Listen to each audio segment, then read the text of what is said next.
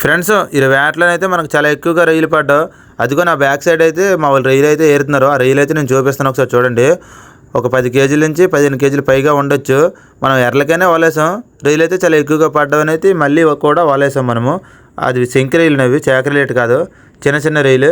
కానీ రేట్ ఎక్కువగా ఉంటాం, ఎందుకంటే అంత ఎక్కువగా మనకు రొయ్యలు పడట్లేదు. మార్కెట్లో చాలా ఎక్కువగా రేటు ఉంటాం, చాలా తక్కువగా చేపలు కూడా పడుతుందాం మన చింతపల్లి విలేజ్లో అయితే. ఇప్పుడైతే ప్రస్తుతానికి ఇరైతే మనకు ఒక 15 కేజీల నుంచి 20 కేజీలు పైగా ఉండొచ్చు రొయ్యలు అయితే. అందుకే మళ్ళీ కూడా మనం వలేసాం. అదిగో మా అన్నయ్య అయితే మిషన్ కాడ ఉన్నాడు కదా, మిషన్ పట్టుకొని మనం మళ్ళీ వలేసాం. ఇంకా ఎన్ని రొయ్యలు పడతామంటే నెక్స్ట్ వీడియో కూడా చూద్దాం. అది రొయ్యలు కూడా మనకు ఊరికి దగ్గరలోనే పెడతాం, అంత లాంగ్ గేట్ కాదు. అక్కడ చేపలు కూడా కొన్ని ఉన్నాం, చిన్న చిన్న చేపలు. ఆ చేపలు అయితే అంత పెద్ద వేటు కదా చేపలు. ఈరోజు వేటలోనైతే రొయ్యలకి మన ఒక్క బోటే కలలేదు, ఇంకో బోటు కూడా కలిసింది. రొయ్యలు కూడా ఆ బోటు కూడా పడ్డావనేసి అన్నారు.